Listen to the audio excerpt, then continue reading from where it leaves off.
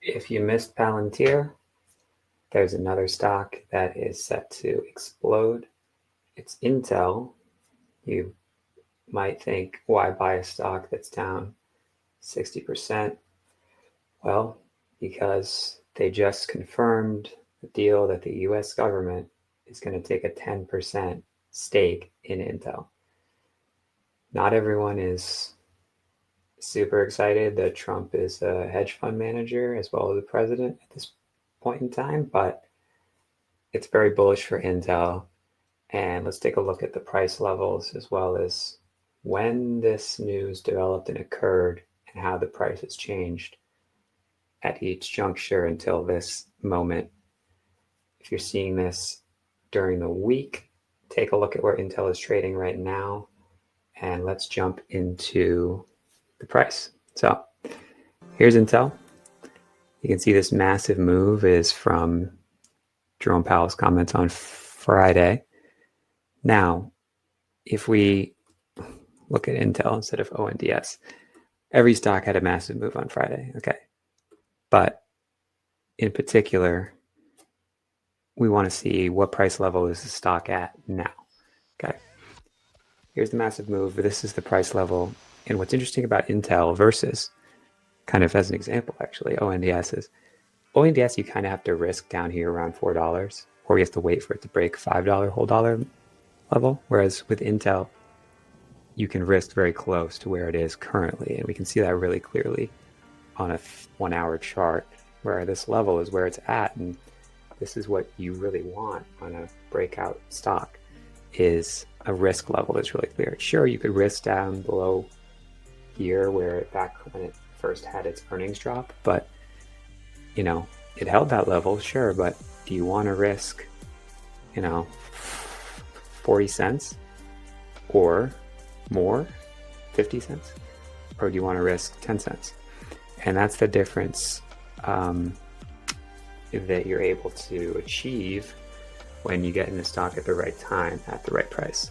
So the price level is pretty much perfect. Now, as far as the actual news, again, yes, it's Intel. It's not NVIDIA. Intel is a boomer company, and it's down since May of last year.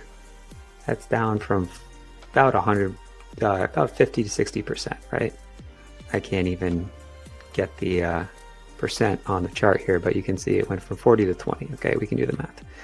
So this year, it actually went sideways too and built the base. So this is a stock that's basically done nothing. It did go down with the Trump tariffs, and then as the Trump tariffs were lifted or reimagined, Intel basically went sideways. So this is episodic pivot news. This is game-changing news. This is a pivot point, right, where the stock can go up or down. That's what a pivot is. And then it's episodic because this is a piece of information that is fundamentally changing the course of the stocks and the company's trajectory. You don't really have to use that episodic pivot word. That's just a word that investors, traders use sometimes. It's a big deal, right? Okay, literally. 10% stake. And it's officially announced that the deal is complete, okay, according to Reuters. Now, it's structured by converting pending federal grants, not new taxpayer money. So taxpayers like that, which means it's more likely to not get rolled back. Okay, these grants are already pending. And the whole point is to reduce reliance on Taiwan, which is in China's backyard, and you never know what's going to happen to Taiwan. We like Taiwan, they like Taiwan. We can see there's a little bit of tension there. So if we have more chip making onshore, that's great. And analysts say that this is great, but if they can't attract large external foundry customers, they might not actually benefit financially, and that's according to Barron's. So yeah, you've probably heard of global foundries, basically IBM, very similar. Well, yeah, just think of them as basically the same for the purposes of this video, as far as I know. So if Intel can't actually develop, better margins by being in the US, that's a problem. And that was the hesitation that a lot of companies have with, being US manufactured, US domestically based. Now, it doesn't really matter for our purposes right now what's going to happen in 5 years, because what we want to say is this stock going to go up from here? And I think it's pretty clear that this is great news, okay?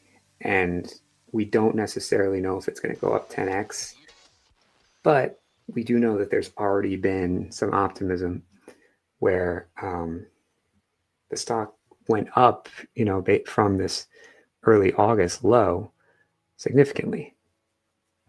There was a $2 billion investment by SoftBank, which is now Intel's 5th largest shareholder, which is great because you don't want customer concentration, but investor concentration might be okay, given that SoftBank could make a collaboration happen with NVIDIA or with Microsoft. SoftBank is the gorilla of investors, okay? And anything that puts Intel in the same breath as NVIDIA is what Intel needs right now. So this is a buy the dip opportunity, serious dip, year-long dip. If we go back to a 5-year chart, this stock is not doing so hot, okay? Well, so what do you do now? I gave you the price levels. I gave you the general reason that this is the time. Government doesn't get a board seat. It's a passive stake. And there's a 5-year warrant that the government has to acquire another 5% if Intel falls below 51% ownership of its foundry business. So basically, if they sell part of their company or dilute the ownership of the government can buy more Intel. So that's fine. That seems pretty normal. It seems like good news. In 5 years, there's going to be a new president, but we're not worried about holding this company for 5 years. Again, it's a $9 billion investment for a 9% stake, pretty much. They purchased $400 million. The U.S. government will purchase $400 million at $20.47. So that's kind of important too. That's down here. So we are above that price, but at the same time, the news is so game-changing that I wouldn't worry about it being $5 higher from that price, which is about 20% higher than where the U.S. government will get the shares for. They haven't actually, the filing hasn't come out that they've purchased the shares. It's just that the deal has been confirmed. And it's from the CHIPS Act and secure enclave grants.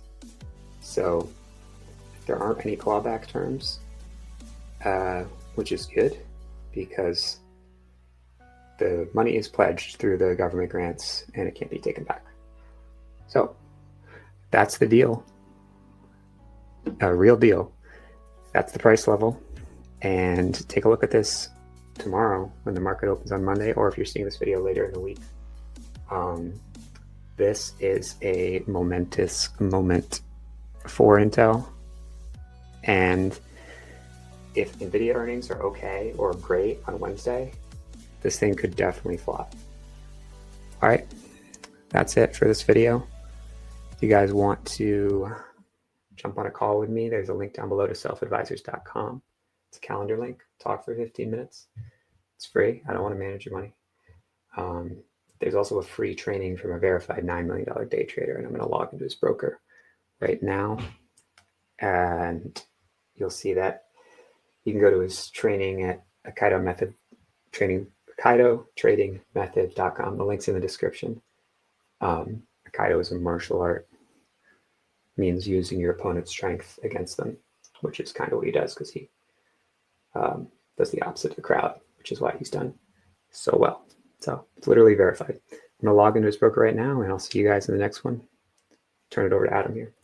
Thanks for checking out this free training. I'm here with the lead sensei of the Aikido trading method, Adam Gert. I'm just going to log into his broker very quickly so you can see that his results are real. This is his Guardian broker.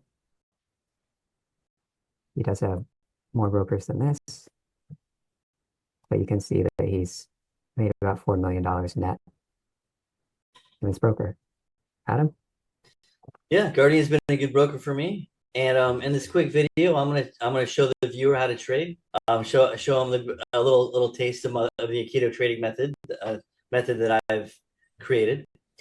So let's start with the times to trade. The best times I think to trade are on the pre-market and after hours. The stocks move differently than market hours because there's less traders at that time, and also you can do it in those hours, and it won't disrupt a day job or it won't disrupt things that you might want to do during the day. And let's take a look at some of the trades I actually did today here. I'll share my screen. Here's a trade I did today. This is KTTA.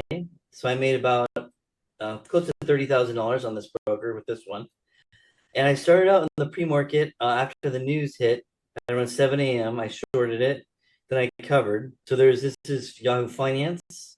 So you can see the financials, and same with X. I can get some little taste of sentiment, and also sometimes I can ask people about a stock on X. Did you have any more questions, Sam?